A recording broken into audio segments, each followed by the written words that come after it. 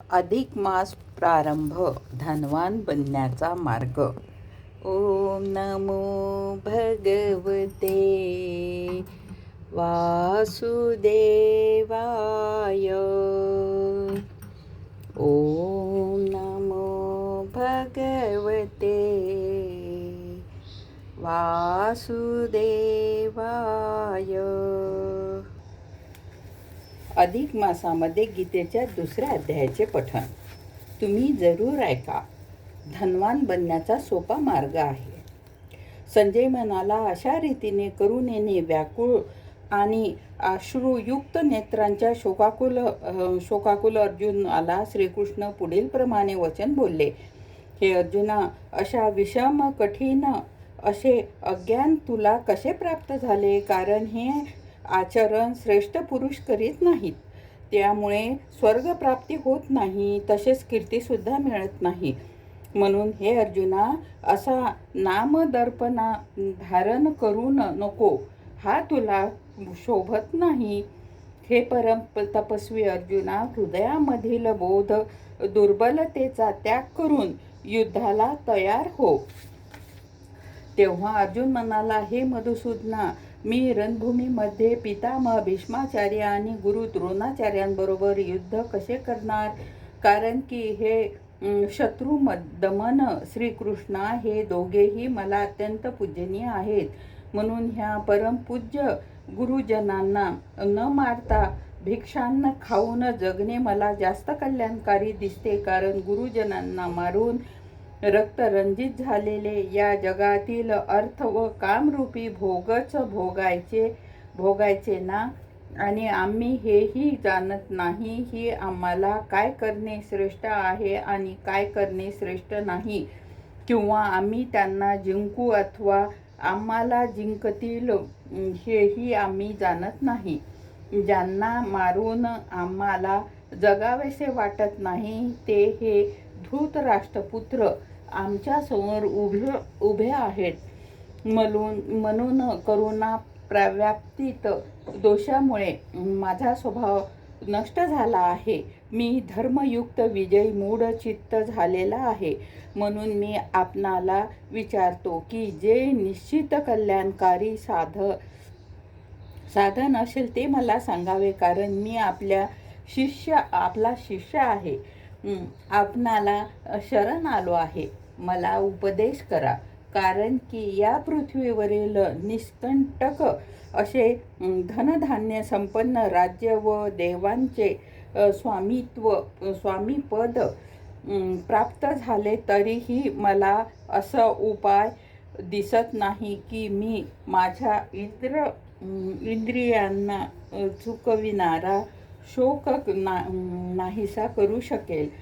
संजय म्हणाला, हे राजा, निद्रेला जिंकणारा अर्जुन त्या अंतर्मयी श्रीकृष्ण महाराजाला अशा प्रकारे बोलून नंतर त्या श्री गोविंदाला मी युद्ध करणार नाही असे स्पष्ट सांगून स्तब्ध झाला. त्यानंतर हे भरतवंशी धृतराष्ट्रा, अंतर्यामी श्रीकृष्णाने दोन्ही सैन्याच्या मध्ये त्या शोकाकुल अर्जुनाला हसत हसत असे वचन बोलले. हे अर्जुना, तू शोक न करणाऱ्या सारख्यांचा शोक करीत आहेस आणि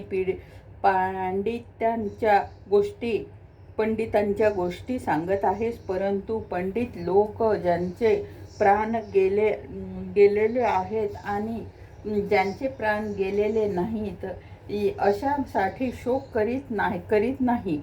कारण आत्मा नित्य असल्यामुळे शोक करणे उचित नाही. वास्तविक असे नाही की मी मागे कधीही नव्हतो अथवा तू नव्हता अथवा हे राजे लोक नव्हते, आणि असेही नाही की यापुढेही आम्ही सर्व राहणार नाही. परंतु ज्याप्रमाणे जीवात्म्याला या देहामध्ये कौमार्य अवस्था, तारुण्य अवस्था आणि वृद्धावस्था प्राप्त होते, त्याचप्रमाणे दुसऱ्या शरीराचीही प्राप्ती होते. म्हणून त्या ठिकाणी धैर्यवान पुरुष मोहित होत नाहीत. अर्थात ज्याप्रमाणे कौमार्य, युवा आणि वृद्धावस्था हे स्थूल शरीराचे विकार अज्ञानामुळे आत्म्याचे ठिकाणी भासमान होतात, त्याचप्रमाणे एका शरीराचा त्याग करून दुसरे शरीर धारण करणे हा सूक्ष्म शरीराचा विकार सुद्धा अज्ञानामुळेच आत्म्याच्या ठिकाणी भासमान होतो. म्हणून तत्वज्ञानी धैर्यवान पुरुष या विषयात मोहित होत नाही. हे कुंतीपुत्रा, शीत उष्ण आणि सुख दुःख देणारी इंद्रिय आणि विषयभोग तर क्षणभंगूर आणि अनित्य आहेत. म्हणून हे भरतवंशी अर्जुना, त्यांना तू सहन कर. कारण हे पुरुषश्रेष्ठा, सुखानंतर दुःख समान समजणाऱ्या या धैर्यवान पुरुषाला हे इंद्रियाचे विषय व्याकुळ करू शकत नाही. तो मोक्षाला प्राप्त करण्यास योग्य होतो. आणि हे अर्जुना, तसा वस्तूचे अस्तित्व आणि सत वस्तूचा अभाव होत नाही. या प्रकारे दोन्हींचेही तत्वज्ञानी पुरुषांनी जाणले आहे. या न्यायानुसारच ज्याने हे संपूर्ण जग व्यापले आहे त्याला तू नाशरहित समज. कारण अविनाशी वस्तूंचा नाश करणाऱ्याला कोणीही समर्थ नाही. आणि नाशरहित अप्रेमेय नित्य स्वरूप असलेल्या जीवात्म्याची मी सर्व शरीरे नाशिवंत समजली गेली आहेत. म्हणून हे भरतवंशी अर्जुना, तू युद्ध कर. जो या आत्म्याला मारणारा समजतो आणि जो या आत्म्याला मेलेला समजतो, ते दोघेही हे जाणत नाही की हा आत्मा मरतही नाही आणि मारलाही जात नाही. हा आत्मा कधी जन्मतही नाही आणि मरतही नाही, किंवा हा आत्मा पुन्हा होणारही नाही. कारण हा जन्मरहित नित्य श्वासात आणि पुरातन आहे. शरीराचा नाश झाला तरीही याचा नाश होत नाही. हे पृथ्वीपुत्रा अर्जुना, जो पुरुष या आत्म्याला नाशरहित, नित्य जन्मरहित आणि अव्यय समजतो, तो पुरुष कोणाला कसा मारू शकेल आणि कोणाला कसा मारविल? आणि तू जर असे करशील ना की मी शरीराच्या वियोगाने दुःख करत आहोत, तर हे योग्य नाही. कारण मनुष्य ज्याप्रमाणे जुन्या वस्त्रांचा त्याग करून नवीन वस्त्रे धारण करतो, त्याचप्रमाणे जीवात्मा जुनी शरीरे टाकून देऊन दुसरी नवीन शरीरे धारण करतो. हे अर्जुना, या आत्म्याला शस्त्रे कापू शकत नाही, अग्नी त्याला जाळू शकत नाही आणि त्याला भिजवू शकत नाही, आणि वायू त्याला वाळवू शकत नाही. कारण हा आत्मा न तोडणारा, न जळणारा, न भिजणारा, न सुकवता येणारा आहे. हा नित्य निसंशय सर्वत्र व्यापून असलेला, अचल स्थिर राहणारा आणि सनातन आहे.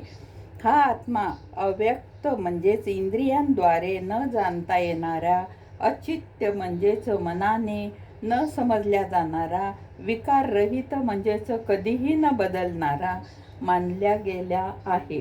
म्हणून हे अर्जुना, या आत्म्याला अशा प्रकारचा जाणून तू शोक करावयास योग्य नाहीस. अर्थात तुला शोक करणे शोभत नाही. जरी तू याला नेहमी मारणारा मानत असील तरी देखील हे अर्जुना, अशा शोक करण्यास तू योग्य नाहीस. कारण असे असल्यामुळे जन्मणाऱ्या मृत्यू निश्चित आणि मरणाऱ्या जन्म निश्चित आहे, हे सिद्ध झाले. म्हणून तू उपायच नसलेल्या गोष्टीविषयी तू शोक करणे योग्य नाही. ही भीष्मादिकांची शरीरे मायामय असल्यामुळे अनित्य आहेत. म्हणून शरीरासाठी सुद्धा शोक करणे योग्य नाही.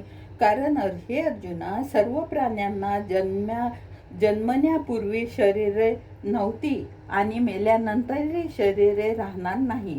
केवळ मध्यंतरीच हे शरीर धारण केलेले दिसतात. म्हणून याविषयी का चिंता करतोस? हे अर्जुना, आत्मतत्व फार गहन आहे, अनाकालीन आहे. म्हणून एकदा महापुरुष या आत्म्याला आश्चर्याच्या वस्तूप्रमाणे पाहतो. आणि त्याचप्रमाणे दुसरा कोणीही महापुरुष आत्म्याविषयी आश्चर्यासारखे बोलतो आणि कोणी या आत्म्याला आश्चर्यासारखे ऐकतो आणि कोणी तर ऐकूनही आत्म्याला जाणत नाही. अर्जुना, हा आत्मा सर्वांच्या शरीरात नेहमी अवैध आहे, म्हणून सर्व भूत प्राण्यांसाठी तू शोक करण्यास योग्य नाहीस.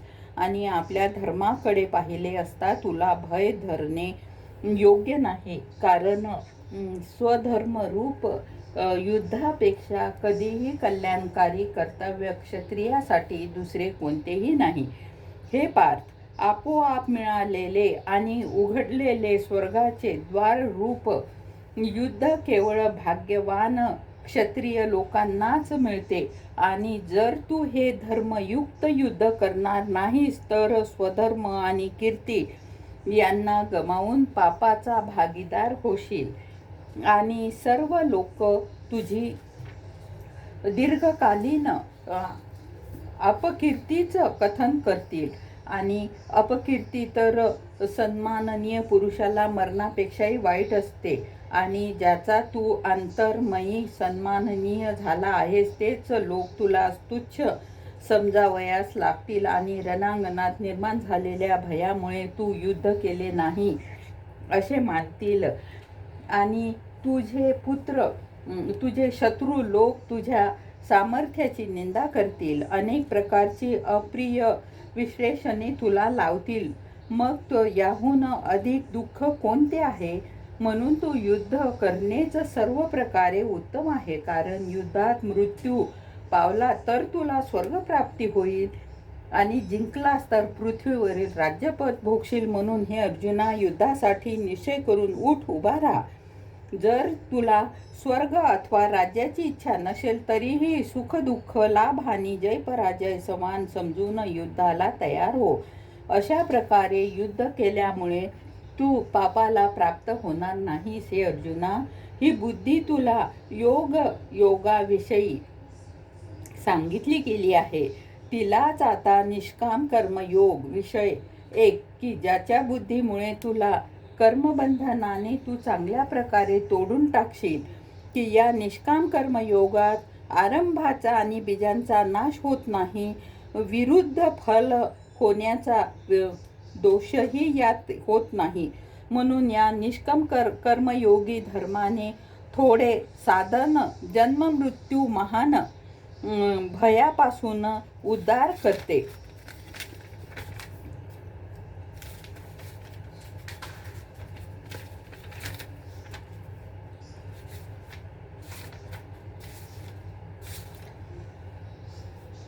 गोपाल कृष्ण भगवान की जय. ओम नमो भगवते वासुदेवाय.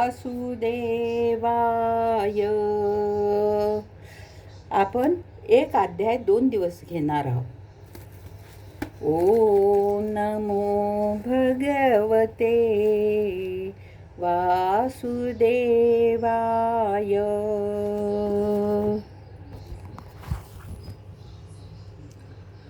विष्णू भगवंता, सगळ्यांचे भांडार धनाने भरून द्या. लक्ष्मी माते, कृपा कर, कृपा कर, कृपा कर.